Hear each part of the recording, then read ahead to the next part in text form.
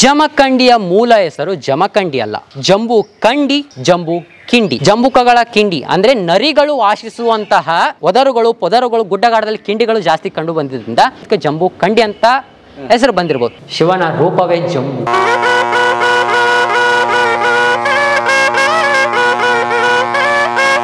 ಈಗ ನಾವು ಜಮಖಂಡಿಯ ಮೂಲ ಜಂಬೂಕೇಶ್ವರ ದೇವಸ್ಥಾನದಲ್ಲಿ ಇದ್ದೀವಿ.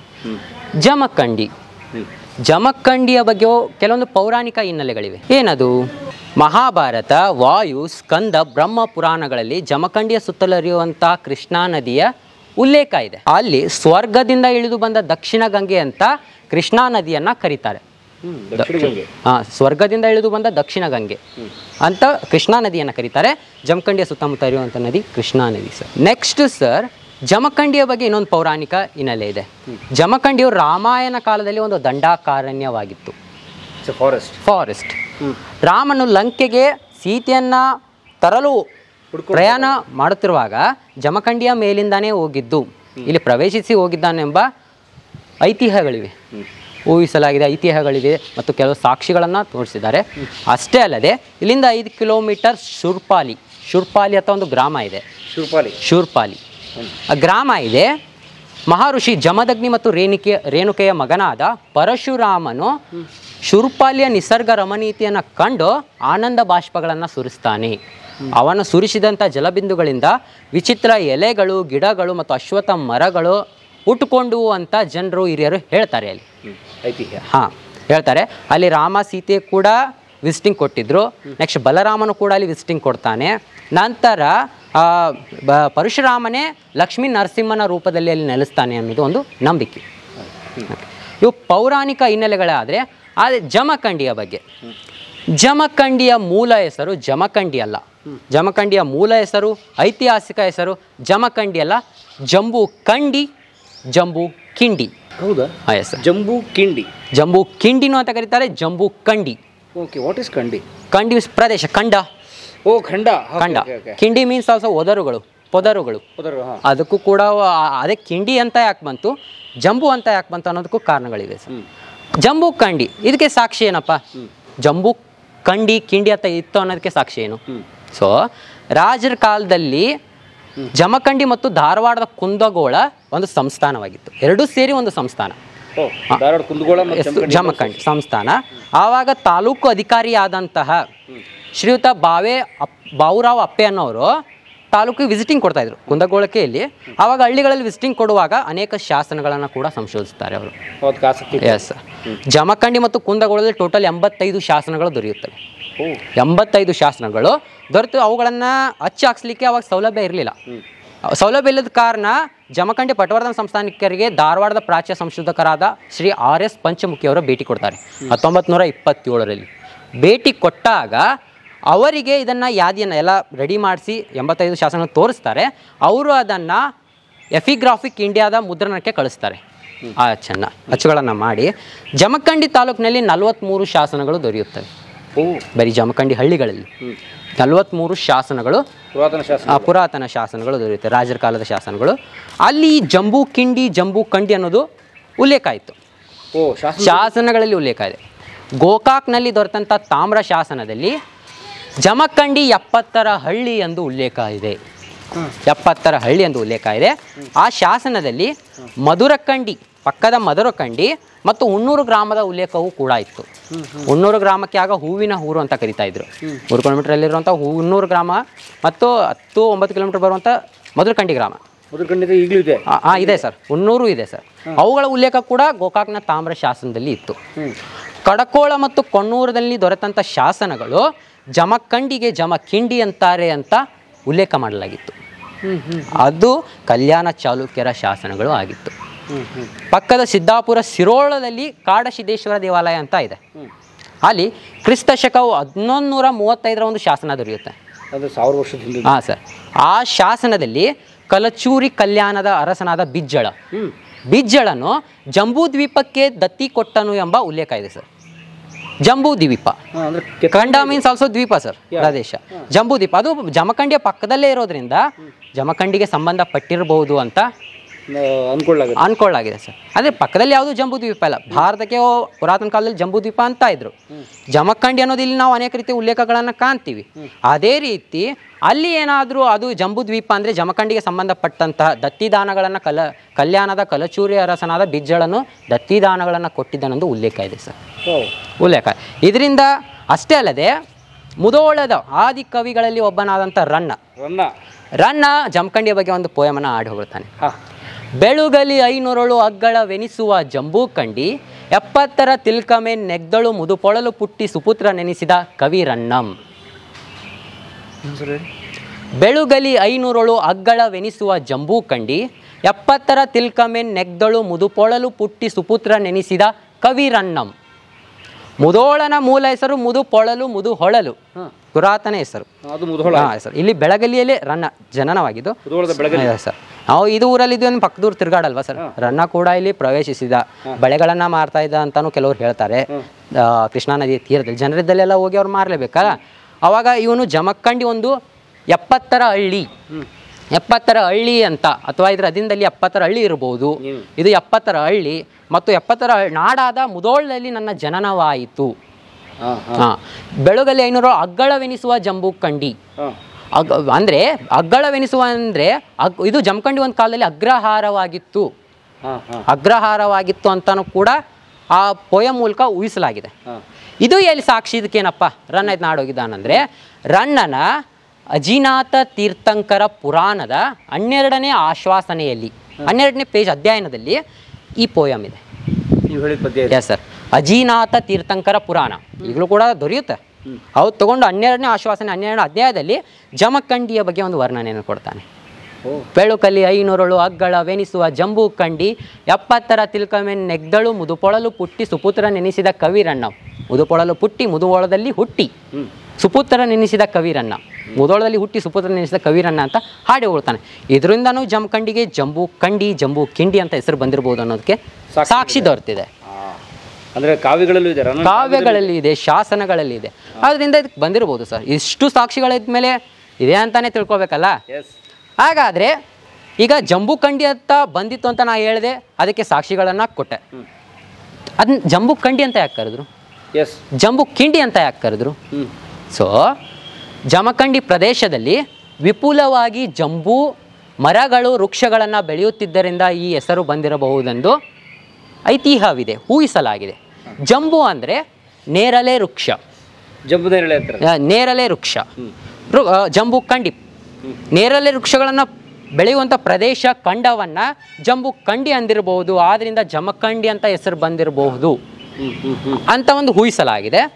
ಅಷ್ಟೇ ಅಲ್ಲದೆ ಜಂಬೂಕಗಳ ಕಿಂಡಿ, ಜಂಬೂಕಗಳ ಕಿಂಡಿ ಅಂದರೆ ನರಿಗಳು ವಾಸಿಸುವಂತಹ, ಜಂಬೂಕ ಅಂದರೆ ನರಿ ಕೂಡ, ನರಿಗಳು ವಾಸಿಸುವಂತಹ ಒದರುಗಳು ಪೊದರುಗಳು ಗುಡ್ಡಗಾಡದಲ್ಲಿ ಕಿಂಡಿಗಳು ಜಾಸ್ತಿ ಕಂಡು ಬಂದಿದ್ದರಿಂದ ಜಂಬೂಕಗಳ ಕಿಂಡಿಗಳು ಜಮಖಂಡಿಯಲ್ಲಿ ಕಂಡು ಬಂದಿದ್ದರಿಂದ ಇದಕ್ಕೆ ಜಂಬೂ ಕಂಡಿ ಅಂತ ಹೆಸರು ಬಂದಿರ್ಬೋದು. ಇದಕ್ಕೆ ಸಾಕ್ಷಿ ಏನಪ್ಪ ಅಂದರೆ ಜಮಖಂಡಿಯಲ್ಲಿ ಒಂದು ಯೋಗನಾರಾಯಣ ಅಂತ ದೇವಸ್ಥಾನ ಇದೆ. ಅದರ ಅರ್ಚಕರು ಕಟ್ಟಿಯವರ ಮನೆಯಲ್ಲಿ ಸುಧಾ ಎಂಬ ಹಸ್ತಲಿಖಿತ ಗ್ರಂಥ ಇದೆ. ಅದರ 4ನೇ ಅಧ್ಯಾಯದಲ್ಲಿ ಗೋಮಾಯುಶ್ಚಿದ್ರ ಗ್ರಾಮಸ್ಯ ಶ್ರೀನಿವಾಸ ಸುತ ಲಿಖಿತ ಅಂತ ಬರೆದಿದೆ. ಗೋಮಾಯುಶ್ಚಿದ್ರ ಅಂದರೆ ನರಿಯ ಛಿದ್ರದ ಊರು. ಇದನ್ನು ಶ್ರೀನಿವಾಸನ ಸುತನಾದಂಥ ಬರೆದವನು, ಈ ಲಿಖಿತವನ್ನು ಬರೆದವನು ಶ್ರೀನಿವಾಸನ ಸುತ ಅಂತ ಅವರು ವರ್ಣಿಸಿದ್ದಾರೆ. ಗೋಮಾಯುಶ್ಚಿದ್ರ ಗ್ರಾಮಸ್ಯ ಶ್ರೀನಿವಾಸ ಸುತ ಲಿಖಿತ ಅಂದರೆ ಅದು ಪ್ರಾಪರ್ಲಿ ರೋಗನಾರಾಯಣನ ದೇವಸ್ಥಾನ ಅವರು ಪೂಜೆಗೋಸ್ಕರ ತಂದಿರ್ತಾರೆ. ಅವರ ಮನೆಯಲ್ಲಿ ಲಿಖಿತವಾದಂಥದ್ದು, ಅವರ ಹಳೆಯವರು ಬರೆದಿರ್ಬೋದು ಅಥವಾ ಅವ್ರ ಮನೆಯಲ್ಲಿ ಹಸ್ತಲಿಖಿತವಾಗಿದ್ದಂತೆ ಅದರಲ್ಲಿ ಉಲ್ಲೇಖ ಆಯಿತು. ಅದರಿಂದ ಇದು ಜಂಬೂಕಗಳ ಕಿಂಡಿಗಳು ಕೂಡ ಅದು ಅಧ್ಯಯನದ ಭಾಗದಿಂದ ಕೂಡ ಇದಕ್ಕೆ ಜಂಬೂ ಕಂಡಿ ಅಂತ ಹೆಸರು ಬಂದಿರಬಹುದು ಅಂತಾರೆ. ನೆಕ್ಸ್ಟ್ ಇಲ್ಲಿ ಜಂಬೂ ಮುನಿ ಎಂಬ ಮುನಿಯು ತಪಸ್ಸು ಮಾಡಿದ್ದನು, ವಾಸಿಸಿದ್ದನು. ಅದರಿಂದ ಇದಕ್ಕೂ ಜಂಬೂ ಕಂಡಿ, ಅವನು ತಪಸ್ಸು ಮಾಡಿದ ಕಂಡ ಪ್ರದೇಶವನ್ನು ಜಂಬೂ ಕಂಡಿ ಅಂತ ಅಂದಿರಬೇಕು ಅಂತ ಜನರು ಊಹಿಸ್ತಾರೆ. ಇದಾದ ಮೇಲೆ ಇನ್ನೊಂದು ಸಾಕ್ಷಿಯುತವಾಗಿ ಕಣ್ಣಾರೆ ಕಾಣುವಂತೆ ಜಂಬೂಕೇಶ್ವರ ಪುರಾತನ ದೇವಾಲಯವು ಜಮಖಂಡಿಯಲ್ಲಿರುವುದರಿಂದ ಜಂಬೂ ಕಂಡಿ ಅಂತ ಹೆಸರು ಬಂದಿರಬಹುದು ಅಂತ ಉಲ್ಲೇಖ ಅಂತೂ ಇಲ್ಲ, ಪ್ರಾಚ್ಯ ಸಂಶೋಧಕರು ಅಭಿಪ್ರಾಯಪಟ್ಟಿದ್ದಾರೆ. ಸಂಶೋಧಕರೇ ಹೇಳ್ತಾರೆ, ಪ್ರಾಚ್ಯ ಸಂಶೋಧಕರು ಅಭಿಪ್ರಾಯಪಟ್ಟಿದ್ದಾರೆ. ಅದೇ ನಾವು ಜಂಬೂಕೇಶ್ವರ ಸಾಕ್ಷಿಯನ್ನು ತೋರಿಸ್ಬೇಕಲ್ಲ ಒಂದಾದರೂ, ಅದಕ್ಕೋಸ್ಕರ ಜಂಬೂಕೇಶ್ವರ ದೇವಸ್ಥಾನದಲ್ಲಿ ನಾವೀಗ ಬಂದಿದ್ದೀವಿ. ಇಷ್ಟಿನ್ನಲೇ ಇದೆ, ಇಷ್ಟಿನ್ನಿದೆ. ಬರೀ ಜಮಖಂಡಿ ಎಲ್ರಿಗೂ ಅದೇ ಹೇಳ್ತಾ ಇರೋದು. ಮರೆಮಾಚಿ ಹೋದಂಥ ಇತಿಹಾಸ ಜಮಖಂಡಿ. ಗೊತ್ತವ್ರಿ, ಪಟವರ್ಧನ್ ರಾಜ ಇದ್ದ, ಆಳ್ದ, ಹೋದ. ಹಳೆ ದೇವಸ್ಥಾನ ಹೆಸರು ಹೆಂಗೆ ಬಂತು? ಮುದೋಳಿಗೆ ಮುದುಪೊಳಲು ಅಂತಾರೆ, ಜಮಖಂಡಿಗೆ ಜಂಬೂಕಂಡಿ ಅಂತಾರೆ, ಹುಣ್ಣೂರಿಗೆ ಹೂವಿನ ಊರು ಅಂತಾರೆ. ಅನೇಕ ರೀತಿಯ ನಾವು ಪುರಾತನ ಹೆಸರುಗಳು ಚೇಂಜ್ ಮಾಡೇ ಇರ್ತೀವಿ. Pataliputra, Patna, this type. Pataliputra became Patna. Patna Bihar. Yes sir, Patna. ಈ ರೀತಿಯ ಹೆಸರುಗಳು ಚೇಂಜ್ ಆಗಿತ್ತು. ಅದೇ ರೀತಿ ಜಮಖಂಡಿಯು ಕೂಡ ತನ್ನ ಈ ಹೆಸರಿನಲ್ಲೇ ಒಂದು ಇತಿಹಾಸನ ಹೊಂದಿದೆ.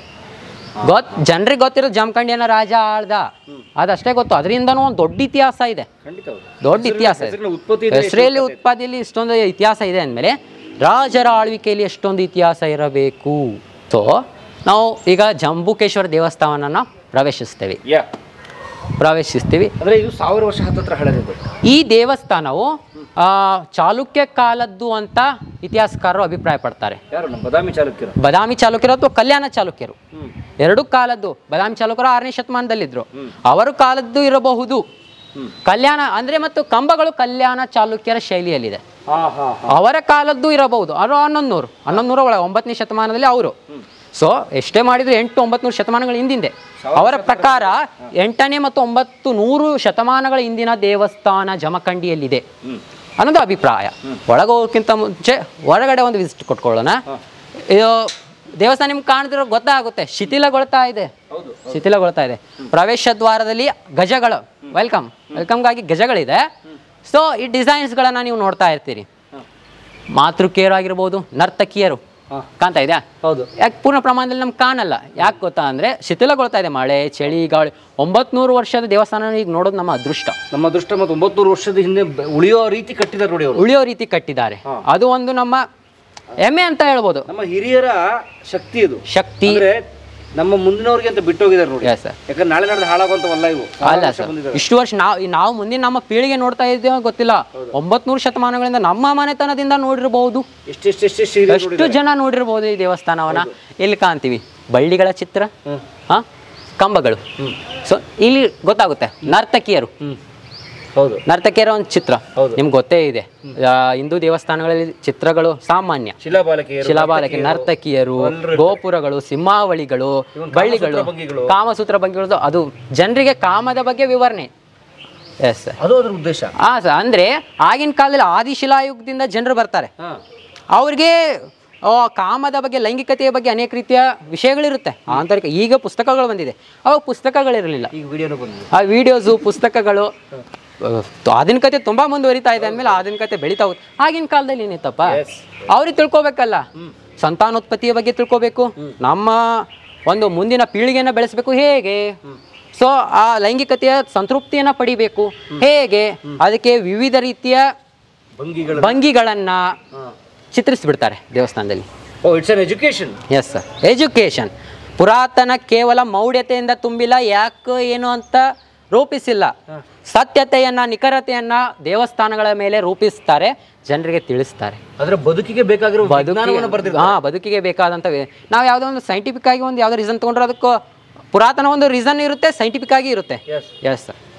ಚಳಿಗಾಲದಲ್ಲಿ ನಾವು ಪಂಚಮಿಗೆ ಉಂಡೆಗಳನ್ನ, ಎಣ್ಣೆ ಪದಾರ್ಥಗಳನ್ನ ತಿಂತೀವಿ. ಸೊ ಪಂಚಮಿ ನಾಗಪ್ಪ ಎಡೆ ಕೊಡಬೇಕು, ನೈವೇದ್ಯ ಕೊಡಬೇಕು ಅಂತ ಜನರಲ್ಲಿ ಒಂದು, ಜನರಿಗೆ ಬೇರೆದವ್ರಿಗೆ ನೈವೇದ್ಯ ಹಂಚಬೇಕು ಅನ್ನೋದು ಜನರಲ್ಲಿ ಇರೋದು ಪುರಾತನ. ಆದ್ರೆ ಅದರ ವೈಜ್ಞಾನಿಕ ಕಾರಣ ಚಳಿಗಾಲದಲ್ಲಿ ಚರ್ಮ ಹೊಡೆಯುತ್ತೆ, ಎಣ್ಣೆ ಅಂಶ ತುಂಬಾ ಬೇಕಾಗುತ್ತೆ ದೇಹಕ್ಕೆ, ಅದಕ್ಕೋಸ್ಕರ ಉಂಡೆಗಳು, ಆಯಿಲಿ ಫುಡ್ಸ್. ಈ ಕಡೆ ಉತ್ತರ ಕರ್ನಾಟಕ ಆಗಿರ್ಬೋದು, ದಕ್ಷಿಣ ಕರ್ನಾಟಕ ತುಂಬಾ ವಿಧವಾದ ಉಂಡೆಗಳು. ಶೇಂಗಾ, ಬೇಸನ್ ಅಂದ್ರೆ ಕಡಲೆ ಹಿಟ್ಟಿನ ಉಂಡೆ, ತುಪ್ಪ ಉಂಡೆ, ನಿಮ್ ಸೈಡ್ ಕಜ್ಜಾಯ, ರವೆ ಉಂಡೆ ತುಂಬಾ. ಮತ್ತೆ ಹೋಳಿಗೆಗಳು ಹಬ್ಬಗಳಲ್ಲಿ ಮಾಡುವುದು ಹಿಂದೂ ಸಂಪ್ರದಾಯದ ಒಂದು, ಎಲ್ಲ ಹಬ್ಬಗಳಲ್ಲಿ ಹೋಳಿಗೆಗಳನ್ನ ಮಾಡ್ತಾರೆ, ಒಂದು ಪದ್ಧತಿ. ಅಲ್ಲಿ ಕೂಡ ಆಯಿಲ್ ಕಂಟೆಂಟ್ ಇರುತ್ತೆ, ಕಡಲೆಬೇಳೆ ಕಂಟೆಂಟ್ ಇರುತ್ತೆ, ಸಿಹಿ ಇರುತ್ತೆ, ಬೆಲ್ಲ ಇರುತ್ತೆ, ವಾಟರ್ ಇರುತ್ತೆ, ತೆಂಗಿನಕಾಯಿ ಅದು ಇರುತ್ತೆ. ಮತ್ತೆ ಅದರಿಂದ ಬೇಳೆಯಿಂದ ಮಾಡಿದಂತ ಸಾಂಬಾರ್ ಮತ್ತೆ ತುಪ್ಪ, ಅದು ದೇಹಕ್ಕೆ ಬೇಕಾದಂತ ಅಂಶಗಳನ್ನ ನೀಡುತ್ತೆ. ನಮಗೆ ಪೌಷ್ಟಿಕಾಂಶ, ಲಿಪಿಡ್ಗಳನ್ನ, ಕಾರ್ಬೋಹೈಡ್ರೇಟ್ಸ್ಗಳನ್ನ ನೀಡುತ್ತೆ. ಅದಕ್ಕೋಸ್ಕರ ಪದ್ಧತಿಗಳು ಜಾರಿಯಲ್ಲಿದೆ, ಪುರಾತನ ಪದ್ಧತಿಗಳು. ಸುಮ್ನೆ ಯಾವುದನ್ನು ಮಾಡಲ್ಲ, ಸುಮ್ನೆ ಯಾವುದನ್ನು ಮಾಡಲ್ಲ. ಮೌಢ್ಯ ಅಲ್ಲ, ಮೌಢ್ಯ ನಾವು ಮಾಡ್ಕೋತಾ ಇದೀವಿ ಈಗ. ಹೌದಾ? ಹೇಗಪ್ಪ ಅಂದ್ರೆ ಕೆಲವೊಬ್ರು ಅಶಿಕ್ಷಿತರಾಗಿರ್ಬೋದು, ಪದ್ಧತಿಗಳನ್ನ ಪಾಲಿಸೋ ಒಂದು ತಲೆಯಲ್ಲಿರ್ಬೋದು, ಪಂಚಮಿಗೆ ಹೋಳಿಗೆಯನ್ನು ಮಾಡಲೇಬೇಕು, ನಾಗಪ್ಪನಿಗೆ ಹಾಲು ಹೆರಿಲೇಬೇಕು ಅಂತ ಇರುತ್ತೆ. ಕಲ್ಲು ನಾಗರಿಗೆ ಹಾಲು ಹಾಕಿದ್ರೆ ಕಲ್ಲನ್ನೆಟ್ಟುವರಂಬರಯ್ಯ, ಉಣದ ಲಿಂಗಕ್ಕೆ ಬೋನವ ಹಿಡಿಯುವರಯ್ಯ, ಉಂಬ ಜಂಗಮ ಬಂದರೆ ನಡೆಯಂಬಿರಯ್ಯ. ಊಟ ಮಾಡದ ಲಿಂಗಕ್ಕೆ ನಾವು ಎಡೆ ನೀಡ್ತೀವಿ, ಜಂಗಮ ಬಂದು ಊಟ ಕೊಡುತ್ತಾಯಿ ಅಂದ್ರೆ ಕಳಿಸ್ತೀವಿ. ಎಸ್, ಇದು ಬಸವಣ್ಣವರ ಕಾಲದಲ್ಲಿ ಅದ್ರ ಬಗ್ಗೆ ಮಾಹಿತಿಯನ್ನು ತಿಳಿಸಿದ್ದಾರೆ. ಸೊ ನಮ್ಮ ಭಕ್ತಿ, ಮನುಷ್ಯ ಒಂದು ಆಧುನಿಕತೆಗಿಂತ ಮನುಷ್ಯನ ಮನಸ್ಸು ತುಂಬ ಫಾಸ್ಟ್. ನೀವು ವಿಮಾನದಲ್ಲಿ ಫಾಸ್ಟಾಗಿ ಹೋಗ್ತೀನಿ, ಆ ರಾಕೆಟಲ್ಲಿ ಫಾಸ್ಟಾಗಿ ಹೋಗ್ತೀನಿ ಅನ್ನೋಕ್ಕಿಂತ ಮನಸ್ಸು ತುಂಬ ಫಾಸ್ಟಾಗಿ ಹೋಗುತ್ತೆ. ನಾನು ಅಮೇರಿಕಾದಲ್ಲಿದ್ದಂಥ ಮನಸ್ಸಲ್ಲೇ ಅಂದ್ಕೊಂಡ್ಬಿಡ್ತೀನಿ, ನೀವು ರಾಕೆಟ್ ಹೋಗಿ ಮುಟ್ಟೋಷ್ಟರಲ್ಲಿ ನಾನು ಅಮೇರಿಕಾ ಮುಟ್ಟಿರ್ತೀನಿ. ಸೊ ಮನಸ್ಸು ತುಂಬ ಫಾಸ್ಟ್. ಮನುಷ್ಯನ ಭಾವನೆಗಳನ್ನು ಹಿಡಿತದಲ್ಲಿ ಇಟ್ಕೊಳ್ಳಿಕ್ಕೆ ಹಿಂದೂ ಸಂಪ್ರದಾಯ, ಭಾರತದ ಸಂಪ್ರದಾಯವನ್ನು ಎತ್ತಿ ಹಿಡಲಿಕ್ಕೆ, ಪದ್ಧತಿಗಳ ಆಚಾರ ವಿಚಾರಗಳನ್ನು ಭಾರತಕ್ಕೆ ಪ್ರಚರಿಸಲಿಕ್ಕೆ ದೇವಸ್ಥಾನಗಳು, ಆಚಾರಗಳು, ಪದ್ಧತಿಗಳು ಜಾರಿಗೆ ಬರ್ತವೆ. ಹಿರಿಯರು ಮಾಡಿಕೊಂಡೇ ಬಂದಿದ್ದಾರೆ. ಸೊ ಅವ್ರು ಯಾವುದೇ ಒಂದು ಮಾಡಿದ್ರು ಅದರಿಂದ ಒಂದು ವೈಜ್ಞಾನಿಕ ಕಾರಣ ಇರುತ್ತೆ, ಮನುಷ್ಯನ ಬದುಕನ್ನ ಸರಿ ಮಾಡುವ ಒಂದು ಕಾರಣ ಇರುತ್ತೆ. ಈಗ ಕೆಲವೊಬ್ಬರಿನ ಒಂದು ಯುಗಾದಿಯಲ್ಲಿ ಬೇವಿನ ತಪ್ಪಲಗಳನ್ನು ಹಾಕಿಕೊಂಡು ಸ್ನಾನ ಮಾಡ್ತೀವಿ, ಎಣ್ಣೆ ಹಚ್ಕೊಳ್ತಾರೆ. ಅವ್ರೇನು ತಿಳ್ಕೊತಾರೆ, ಆಗಿನ ಕಾಲದಿಂದನೂ ಬಂದದ, ಮಾಡಲೇಬೇಕು, ಹಿರಿಯರು ಹೇಳ್ಯಾರ ಅಂದ್ಮೇಲೆ ನಾವು ಅದು ಎದಕ್ಕೆ ಮಾಡಿದ್ದಾರೆ ಕಾರಣ ಕೇಳ್ತಿಲ್ಲ. ವಸಂತರ ನವವರ್ಷ ಪ್ರಾರಂಭವಾಗುತ್ತೆ, ಚಳಿಗಾಲ ಮುಗಿದು ಚಿಗುರೊಡೆಯುತ್ತೆ. ಮಾವಿನ ಸೀಸನ್ ಅನ್ನ ಅಲ್ಲೇ ನೋಡ್ತೀವಿ ನಾವು. ಸರ್, ಮಾವಿನ ಸೀಸನ್, ಪ್ರಕೃತಿ ಚಿಗುರೊಡೆಯುತ್ತೆ, ಹೊಸ ವರ್ಷ ಪ್ರಾರಂಭ ಆಗುತ್ತೆ.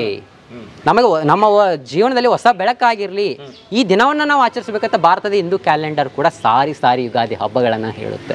ಮೊಟ್ಟ ಮೊದಲ ಹಬ್ಬ ಅದು. ಎಸ್ ಸರ್, ವರ್ಷದ ಮೊಟ್ಟ ಮೊದಲ ಹಬ್ಬ. ಹೋಳಿ ಹುಣ್ಣಿಮೆ ವರ್ಷದ ಕೊನೆಯ ಹಬ್ಬ. ಭಾರತ ಹಿಂದೂ ಸಂಪ್ರದಾಯ ಕ್ಯಾಲೆಂಡರ್ ಪ್ರಕಾರ, ನಾವು ಬಳಸೋದು ವಿದೇಶಿ ಕ್ಯಾಲೆಂಡರ್. ಎಸ್ ಸರ್, ಹೋಳಿ ಹುಣ್ಣಿಮೆ ಕೊನೆಯ. ಹೋಳಿ ಹುಣ್ಣಿಮೆ ಬಣ್ಣ ಆಡಬೇಕು. ಯಾಕೆ? ಎಲ್ಲರೂ ಆಡಬೇಕು. ವೈ ಕಾರಣ ಏನು?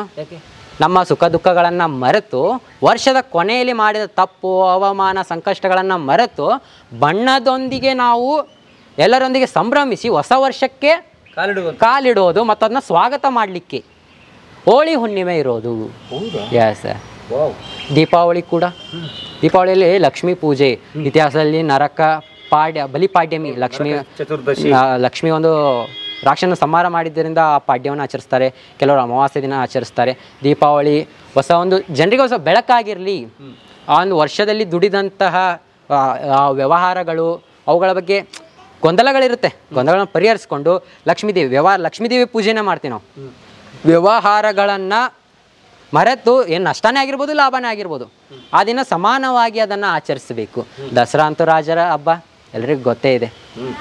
ಸೊ ಈ ರೀತಿ ಹಬ್ಬಗಳಲ್ಲಿ ಒಂದು ಪೌರಾಣಿಕ ಹಿನ್ನೆಲೆಯನ್ನು ಕೂಡ ಹೊಂದಿದ್ದೇವೆ. ಯಾವುದು ಸುಳ್ಳಲ್ಲ, ಸುಮ್ಮನೆ ಯಾಕೆ ಮಾಡ್ತೀವಿ? ಎಲ್ಲದಕ್ಕೂ ಒಂದೊಂದು ಕಾರಣ ಇದೆ. ಎಲ್ಲಕ್ಕೂ ಕಾರಣ ಇದೆ. ನಾವು ಮೌಢ್ಯರಾಗ್ತಾ ಇದ್ದೀವಿ. ಸೊ ಈಗ ನಾವು ಓಲ್ಡಲ್ಲೇ ಫ್ಯಾಷನನ್ನು ಈಗ ಟ್ರೆಂಡಿಂಗ್ ಅಂತ ಬಳಸ್ತೀವಿ. ಆಫ್ ಬೆಲ್ ಬಾಟಮ್ಸ್ಗಳು, ಹಳೆಯ ಥರದ ಬಟ್ಟೆಗಳು, ಫ್ಯಾಷನ್ ಮಾಡೆಲಿಂಗ್ಸ್ ಅಲ್ಲಿ ತುಂಬಾ ಬಳಸ್ತಾರೆ ಈಗ. ಹಳೆಯ ವೆಹಿಕಲ್ಸ್ ಎಲ್ಲ ಟ್ರೆಂಡ್ ಸರ್. ಆಕ್ಚುಲಿ ಅವುಗಳು ಮೊದಲೇ ಇದ್ವಲ್ಲ, ಅವ್ರು ಬಳಸಿದ್ದು. ಹೌದು, ಈಗ ನಾವು ಬಳಸ್ತಾ ಇದ್ದೀವಿ, ಮಾಡಿ ಬಿಟ್ಟದನ್ನ ಮಾಡ್ತಾ ಇದ್ದೀವಿ, ಬಟ್ ಮೌಢ್ಯರಾಗ್ತಾ ಇದ್ದೀವಿ. ಹಿನ್ನೆಲೆಯನ್ನು ತಿಳ್ಕೊಳ್ಳಿ, ನಿಮ್ಮ ಮಕ್ಕಳಿಗೆ ತಿಳಿಸಿ.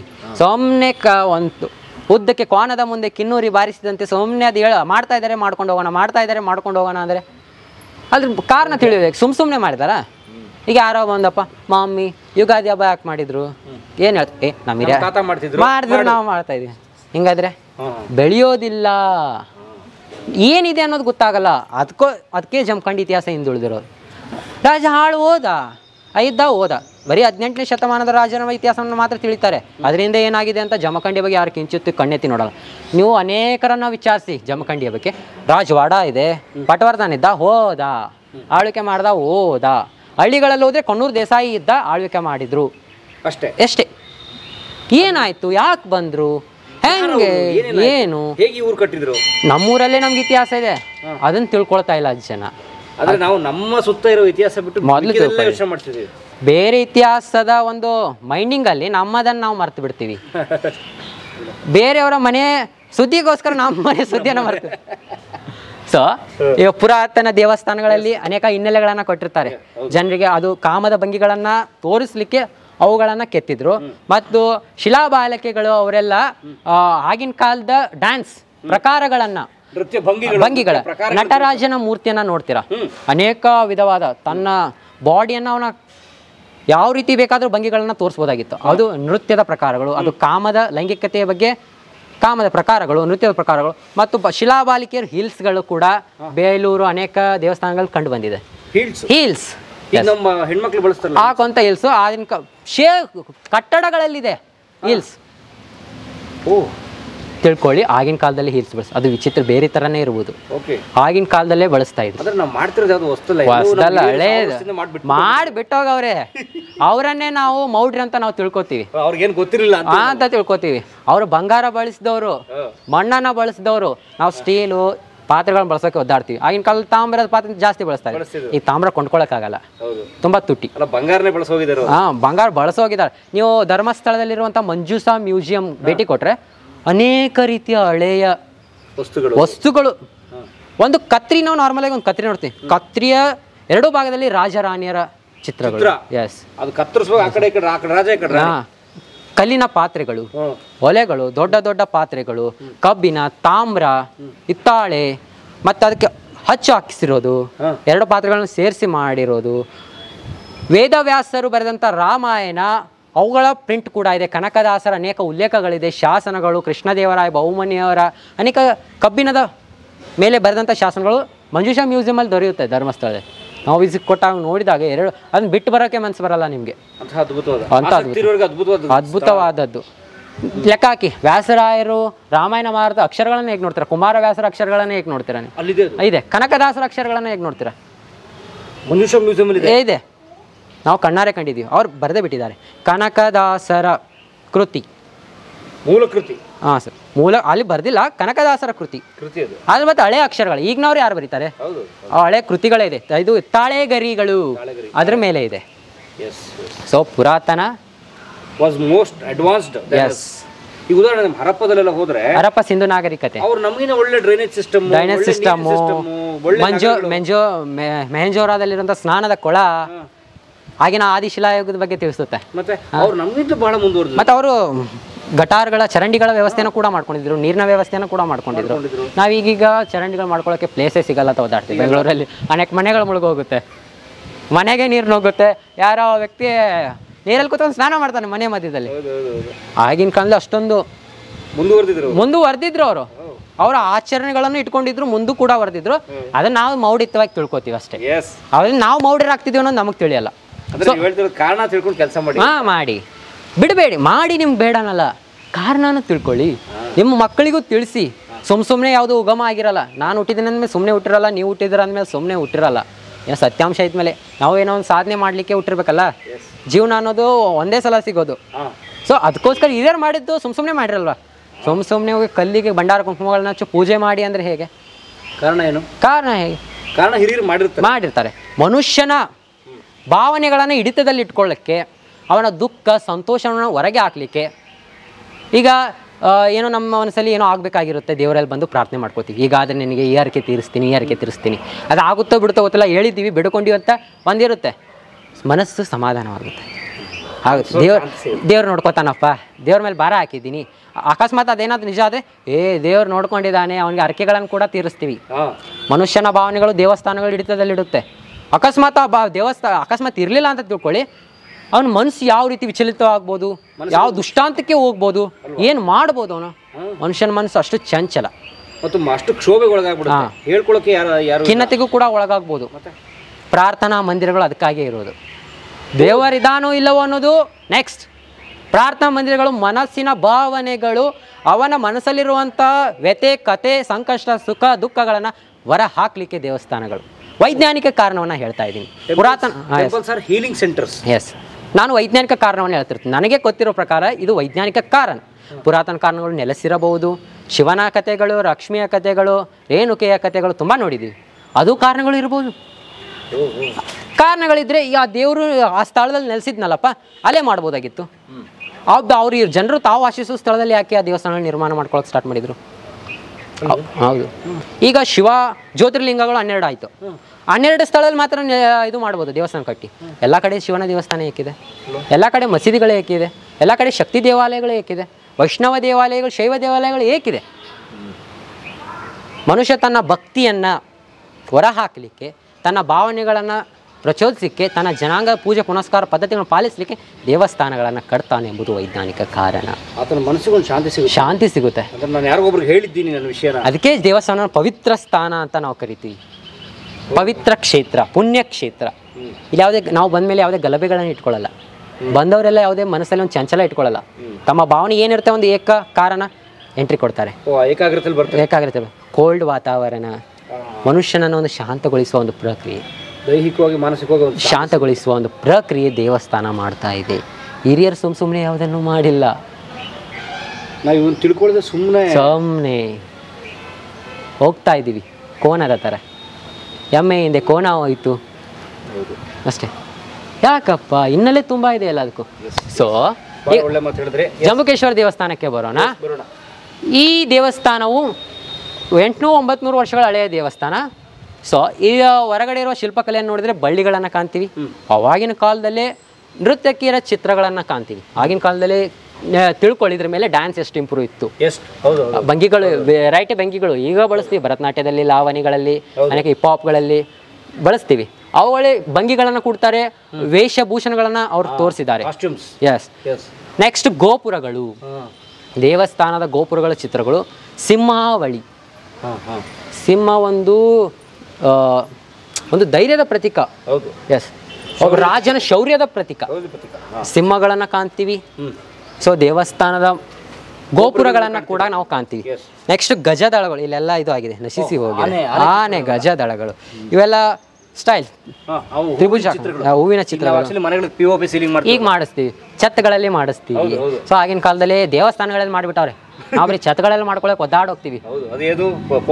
ಪೌಡರ್ ಉದ್ರೋಗೋದು, ಇದನ್ನ ಉದುರಿಸಿ ಅಲ್ಲಿ ಒಂದು ಕಲ್ಲು ಇಟ್ಟಿದ್ರೆ ಉದ್ರೋಗುತ್ತೆ, ಇದು ಎಟ್ಟಿ ಉದ್ರೋಗುತ್ತಾ.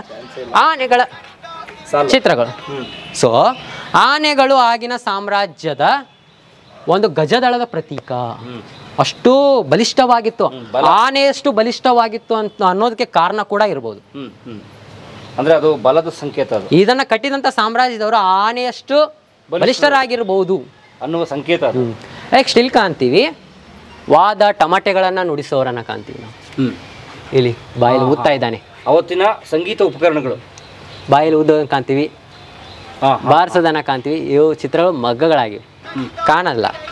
ಸೊ ನಾವು ಆಗಿನ ಕಾಲದಲ್ಲಿ ಸಂಗೀತವನ್ನು ಕಾಣ್ಬೋದು. ದೇವಸ್ಥಾನಕ್ಕೆ ತೋರಿಸುವಂಥ ಒಂದು ಸಂಗೀತ ಪ್ರಮೇಯವನ್ನು ನಾವು ಇಲ್ಲಿ ಕಾಣ್ತೀವಿ. ಆಗಿನ ಕಾಲದಲ್ಲಿ ಸಂಗೀತ ಇದು ಇತ್ತು, ಡಮರು. ನಾವು ಗಿಟಾರ್ಗಳನ್ನು ಬಾರಿಸ್ತೀವಿ, ಈಗ ಹಾರ್ಮೋನಿಯಮ್ಸ್. ಆಗಿನ ಕಾಲ ತಬಲ, ನಗಾರಿಗಳು, ಕೊಳಗಳ ಮೂಲಕ ಸಂಗೀತವನ್ನು ಬಾರಿಸಿದನ್ನು ದೇವಸ್ಥಾನದ ಮೇಲೆ ಚಿತ್ರಿಸಿದ್ದಾರೆ. ಅಂದ್ರೆ ಇರೋದನ್ನ ಚಿತ್ರಿಸಬೇಕು, ಸುಮ್ಮನೆ ಯಾಕೆ ಕಲ್ಪನೆ ಚಿತ್ರಿಸಿದ್ದಾರೆ. ತಮ್ಮ ಬದುಕನ್ನ ಕಲ್ಲಿನ ಮೂಲಕ ಜನರಿಗೆ ವ್ಯಕ್ತಪಡಿಸಿದ್ದಾರೆ. ಪುಸ್ತಕಗಳ ಇತಿಹಾಸವನ್ನ, ಕಲ್ಲುಗಳು ಕೂಡ ಇತಿಹಾಸವನ್ನ ಹೇಳ್ತವೆ.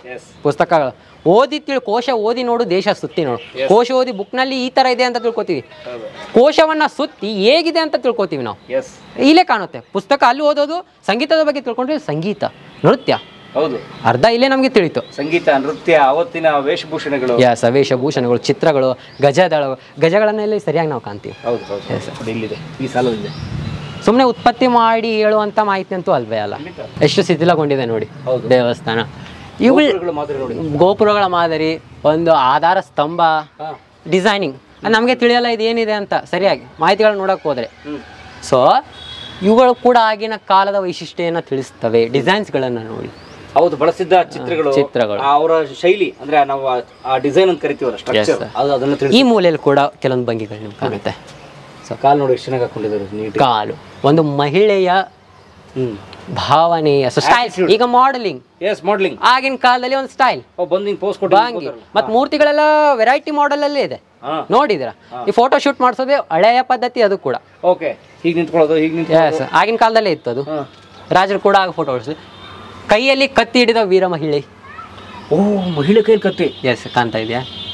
ಆಗಿನ ಕಾಲದಲ್ಲಿ ಮಹಿಳೆಯರಿಗೂ ಕೂಡ ಶಸ್ತ್ರಾಸ್ತ್ರಗಳ ತರಬೇತಿ ಇತ್ತು. ಎಲ್ಲದಕ್ಕೂ ಸಿದ್ಧ.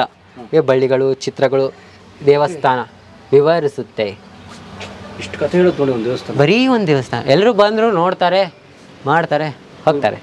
ಏನಿದೆ, ಯಾಕೆ ತೆಗೆದ್ರಪ್ಪ ಚಿತ್ರಗಳನ್ನ? ಮಾಡಿದ್ರು? ಸುಮ್ಮನೆ ಗೊಂಬೆಗಳು ತೆಗ್ದಾರ ಬಿಡು. ನಾವೀಗ ಶೋಕಿಗೆ ತಂದಿರೋ ಗೊಂಬೆಗಳನ್ನ ಮಾಡಿದ್ದಾರೆ. ಇದೆಲ್ಲ ಅಲ್ಲ, ನಾವು ಶೋಕೇಸ್ ಅಲ್ಲಿ ಆಗಿನ ಕಾಲದ ಇತಿಹಾಸವನ್ನ ಗುಡಿ ದೇವಸ್ಥಾನಗಳು ಹೇಳುತ್ತೆ.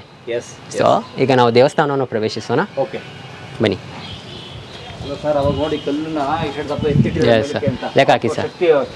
ಇದು ತಳಪಾಯ, ತಳಪಾಯ. basement, ಕಲ್ಲು ನೋಡಿ, ದೇವಸ್ಥಾನ ಅಷ್ಟ ಒಂದೇ ಕಲ್ಲು, ಸರ್ ಎತ್ತಿಡ್ಬೇಕಲ್ಲ, ಅಷ್ಟ ಕೋನಾಕೃತಿಯಲ್ಲಿದೆ ಸರ್ ಈ ದೇವಸ್ಥಾನ. ಓ ಅಷ್ಟ ಅಷ್ಟ ಕೋನಾಕೃತಿಯಲ್ಲಿದೆ ಅಂತ ಪ್ರಾಚ್ಯ ವಸ್ತು ಸಂಶೋಧಕರು ಹೇಳಿದ್ದಾರೆ. ಸೊ ಕಾಣ್ತಾ ಇರ್ತೀವಿ. ಆ್ಯಕ್ಚುಲಿ ಬಿಜಾಪುರದಲ್ಲಿ ಇನ್ನರ್ ಲಾಕ್ ಸಿಸ್ಟಮ್ ಕೂಡ ಇತ್ತು ಕಲ್ಲುಗಳಲ್ಲಿ. ಅದೇ ಥರದಲ್ಲಿ ಕಲ್ಲುಗಳ ಒಂದು ಬಳಕೆ ಇಲ್ಲಿ ಕೂಡ ಆಗಿತ್ತು ಆಗಿನ ಕಾಲದಲ್ಲಿ. ಬಿಜಾಪುರ 1600ರಲ್ಲಿ, ಇದು 8-9ನೇ ಶತಮಾನದಲ್ಲಿ. Yes sir, 1600. ಈಗ ಜಂಬುಕೇಶ್ವರ ದೇವಸ್ಥಾನ ಪ್ರವೇಶಿಸೋಣ. ಇದಕ್ಕೆ 3 ದ್ವಾರ ಬಾಗಿಲುಗಳು, ಎಂಟ್ರೆನ್ಸ್ ಬಾಗಿಲು. ಒಂದು ಇದು ದಕ್ಷಿಣದ ಇದು ಬಾಗಿಲು. Yes sir. ಆ ಕಡೆ ಪೂರ್ವ, ಈ ಕಡೆ ಪಶ್ಚಿಮ. Yes sir. ಸೊ ಪ್ರವೇಶಿಸೋಣ ಸರ್. Come sir. ಆನೆ ತಲೆ ಕೊಡೋದಕ್ಕೆ ತಲೆ ಅಲ್ಲ ಸರ್, ಅದು ಶಿಥಿಲಗೊಂಡಿರ್ಬೋದು ಅಥವಾ ಕರ್ಪೂರ ಹಚ್ಚಲಿಕ್ಕೆ ಮಾಡಿರ್ಬೋದು. ಅಯ್ಯೋ. ಸೊ ಇದು ಜಂಬುಕೇಶ್ವರ ದೇವಸ್ಥಾನ. ಓಕೆ. ಎಷ್ಟು ಕೋಲ್ಡ್ ಇದೆ ನೋಡಿ ಸರ್. ಹೌದು. ಸೊ ಸ್ಟ್ರಕ್ಚರ್ಗಳನ್ನು ನೋಡಿ, ಈಗಲೂ ಕೂಡ ಮನೆಗಳಲ್ಲಿ ಕೂಡ ಇಷ್ಟೊಂದು ಇದು ಇರಲ್ಲ, ಇಷ್ಟು ಕ್ಲೀನು, ಶಾಂತತೆ ಏನೇನು ಇರಲ್ಲ. ಪರಸಂಗದ ಮೈ ಚಿಂತೆಯಲ್ಲಿ ಮಾನವನ ಜನ್ಮ ನಡೀತಾ ಇದೆ, ಬರೀ ಚಿಂತೆಗಳಲ್ಲೇ ನಡೀತಾ ಇದೆ. ಇಲ್ಲ ಮನುಷ್ಯ ಬರೀ ಚಿಂತೆ ಮಾಡಿ, ಚಿಂತೆ. ಡೆವಲಪ್ಮೆಂಟ್ ಏನೋ ಗಳಿಸ್ಬೇಕು, ಬೆಳಿಬೇಕು, ಸಾಧನೆ ಮಾಡಬೇಕು, ಗಳಿಸ್ಬೇಕು. ಗಳಿಸೋಷ್ಟರಲ್ಲಿ ತೆಗೆದಿಡೋಷ್ಟೇ ತಾನೇ ಸತ್ತೋಗ್ತಾನೆ. ಅದು ಅವ್ನ ಮಕ್ಳಿಗೆ ಆಗೋಯ್ತು. ಅವ್ನ ಮಕ್ಳು ಏನು ಮಾಡ್ತಾರೆ? ಏನು ಮಾಡಲ್ಲ. ಅದನ್ನ ಅನುಭವಿಸ್ತಾರೆ. ಅವ್ರ ಸಾಧನೆಯಲ್ಲಿ ಕುಂಠಿತ ಆಯ್ತು, ಅವ್ರು ಅನುಭವಿಸ ಹಾಳು ಮಾಡ್ಬೋದು, ಇಳಿದ್ಬೋದು. ಹಂಗೆ ಹೋಗ್ತಾ ಇದೆ. ಓ, ಯಾಕೆ ಇದ್ಯಾರಿಗೂ ಅರ್ಥ ಆಗ್ತಿಲ್ವ ಈ ಪ್ರೋಸೆಸ್? ಅರ್ಥ ಆಗ್ತಿಲ್ಲ. ಬಡವರು ಬಡವರಾಗಿ ಉಳಿತಾ ಇದ್ದಾರೆ, ಶ್ರೀಮಂತರಾಗೇ ಹೋಗ್ತಾ ಇದ್ದಾರೆ. ಅಲ್ಲ, ಶ್ರೀಮಂತಿಗೆ ಅಷ್ಟು ಹೆಚ್ಚಾದ್ರೂ ಕೂಡ ಬದುಕ್ತಿಲ್ಲ ಅವರು. ಜೀವನವನ್ನು ಅನುಭವಿಸ್ತಾ ಇಲ್ಲ ಮನುಷ್ಯ. ತನ್ನ ಜೀವನ ಇದೆ, ಅನುಭವಿಸ್ತಾ ಇಲ್ಲ. ನನ್ನ ಮನಸ್ಸಲ್ಲಿ ಏನೋ ಒಂದು ಸಾಧನೆ ನಾನು ಏನಾಗಬೇಕಂತೀನಿ, ಹಾಗಪ್ಪ ಜೀವನದಲ್ಲಿ ಸೆಟ್ಲ್ ಆಗ್ಬೇಕಂದ್ರೆ ಸರ್ಕಾರಿ ನೌಕರಿ ಇಡಬೇಕು, ಮನೆ ನಡೆಸ್ಬೇಕಪ್ಪ, ಫ್ಯಾಮಿಲಿ ಇದೆ, ಆಸ್ತಿ ಬೇಕು, ಮಕ್ಕಳ ಮುಂದೆ ಅಂತಾರೆ. ಹೊಟ್ಟೆಪಾಡಿಗೆ ಬರೀ ಹೊಟ್ಟೆಪಾಡೆ ನೋಡ್ಕೊಂಡು ಹೋದ್ರೆ ಮನುಷ್ಯ ಜನ್ಮ ಹೀನಾಯವಾಗಿ ಕಳೆದೋಯ್ತು ನಿಂದು. ಪ್ರಾಣಿಗಳು ಹೊಟ್ಟೆಪಾಡಿಗೆ ಬದುಕು.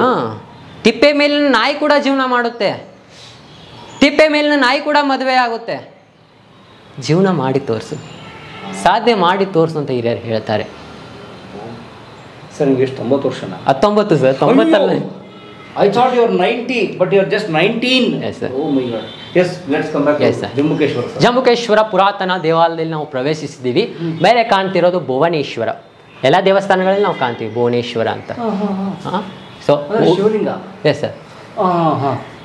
ಶಿವಲಿಂಗ ಅದಕ್ಕಿಂತ ಜಾಸ್ತಿ ಸುತ್ತಲಿರೋ ರೌಂಡ್, ಅದನ್ನ ನಾವು ಭುವನೇಶ್ವರ ಅಂತ ಕರಿತೀವಿ. ಭಾರತೀಯ ಚಾಲುಕ್ಯರ ದೇವಸ್ಥಾನ, ಹಳೆಬೀಡು, ಬೇಲೂರು ಎಲ್ಲ ದೇವಸ್ಥಾನಗಳಲ್ಲಿ ಇದು ಈ ಮಾದರಿನ ನಾವು ಕಾಣ್ತೀವಿ.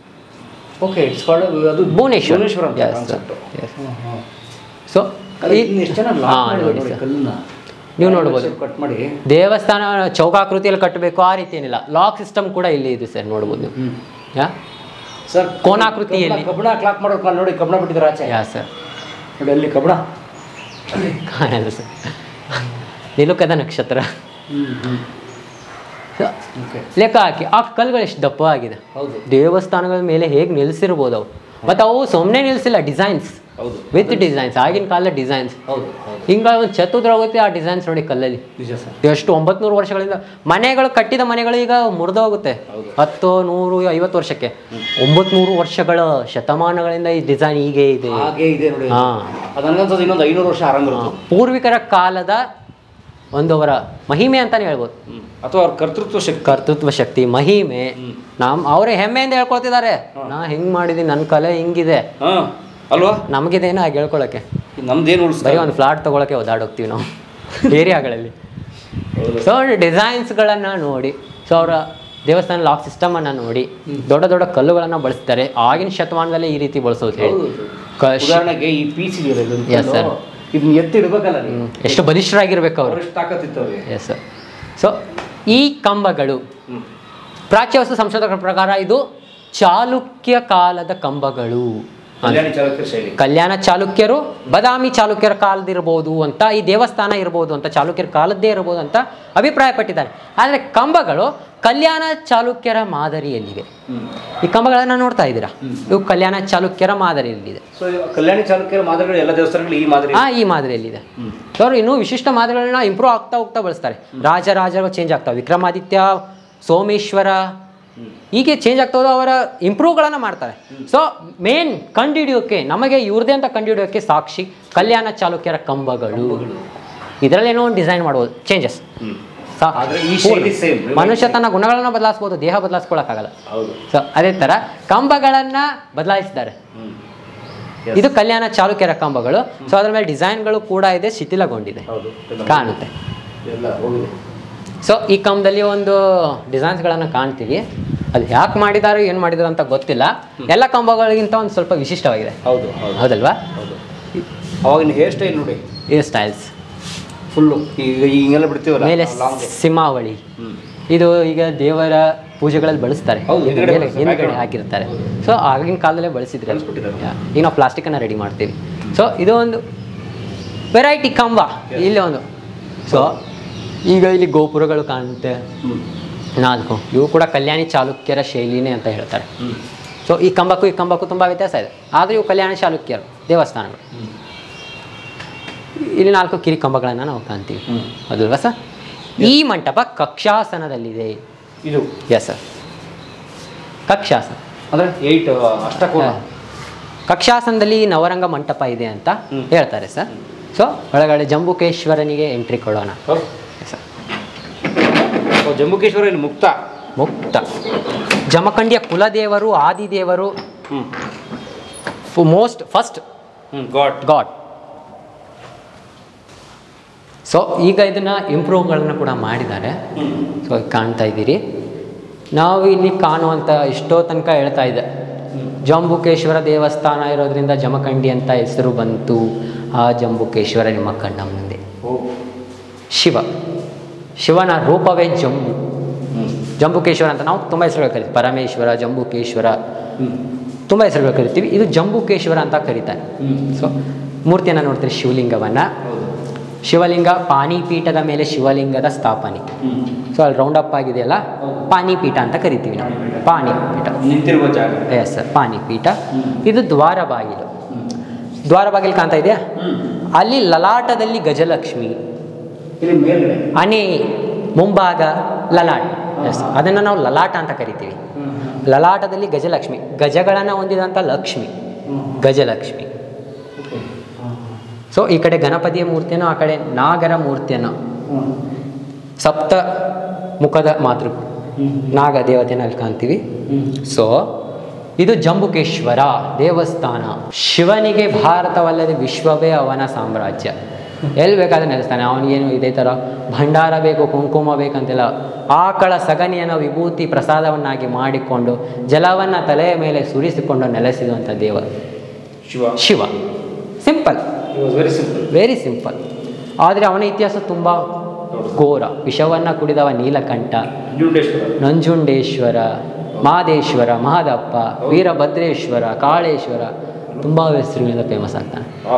ಸೊ ನೋಡೋಕ್ಕೆ ಸಿಂಪಲ್, ನಾಮ ಹಲವು, ನೋಡೋಕ್ಕೆ ಸಿಂಪಲಾಗಿ ಕಾಣ್ತಾನೆ.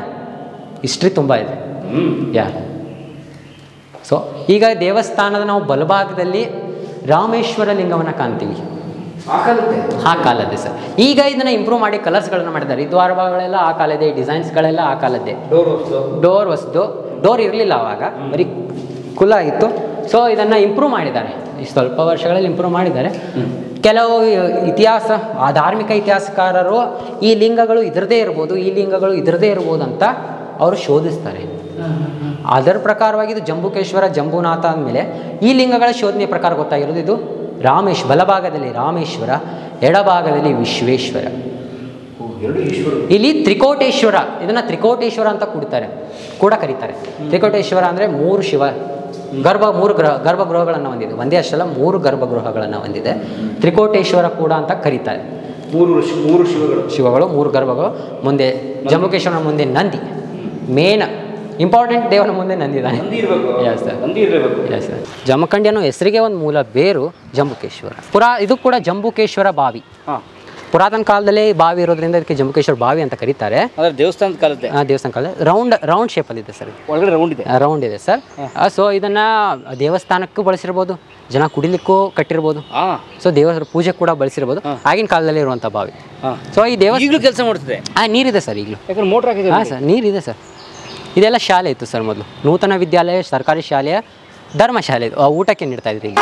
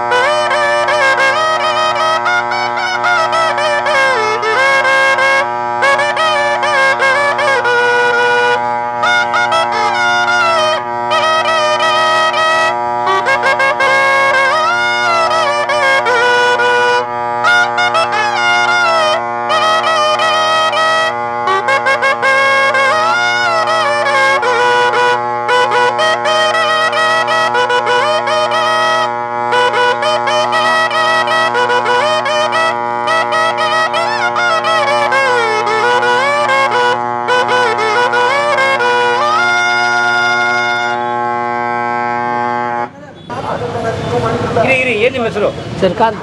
ಶ್ರೀಕಾಂತ್ ಅವರು? ಶ್ರೀಕಾಂತ್ ಹಿರೇಪಡಿಸಲಿಗೆ. ಶ್ರೀಕಾಂತ್ ಹಿರೇಪಡಿಸಲಿಗೆ. ಏನು ನಿಮ್ಮ ಹಿನ್ನೆಲೆ? ಯಾವ ಊರು? ಹಿರೇಪಡಿಸಲಿಗೆ. ಹಿರೇಪಡಿಸಲಿಗೆ. ಎಷ್ಟು ವರ್ಷದಿಂದ ಮಾಡ್ತೀರಿ? ನಾವು 45 ವರ್ಷ. ಹೌದಾ? ಅಂದರೆ ನಿಮ್ಮ ಹಿರಿಯರು ಇದೇ ಮಾಡ್ತೀರಿ? ಹಾಂ, ಇದೆ. ಹಾಂ. ಎಲ್ಲೆಲ್ಲಿ ನುಡಿಸ್ತೀರಿ ಇದು? ಎಲ್ಲಿ ಎಲ್ಲ ಕಡೆ ರೀ, ಎಲ್ಲಿ ನಮ್ಮ ಗೌರ್ಮೆಂಟ್ ಕಾರ್ಯಕ್ರಮ ಎಲ್ಲಿ ಅದಾವೆ ಅಲ್ಲೆಲ್ಲ ಹೋಗ್ತೀವಿ. ಮತ್ತು ಲಗ್ನ ಪಗ್ನ ಇದು ಅಂದ್ರೆ ಹೋಗ್ತೀವಿ, ಜಾತ್ರೆಗಳು ಹೋಗ್ತೀವಿ ಎಲ್ಲ ಕಡೆ. ಸೌಡಿ ಇಲ್ಲ ರೀ, 1.5 ತಿಂಗಳು ಆಯ್ತು ನಮ್ಗೆ ದಿವಸ ಐತೆ. ಡೈರಿ ಇದೆ? ಡೈರಿ ಐತೆ, ಫುಲ್ ಬಿಸಿ ಇರ್ತೀರಿ? ಫುಲ್ ಐತೆ.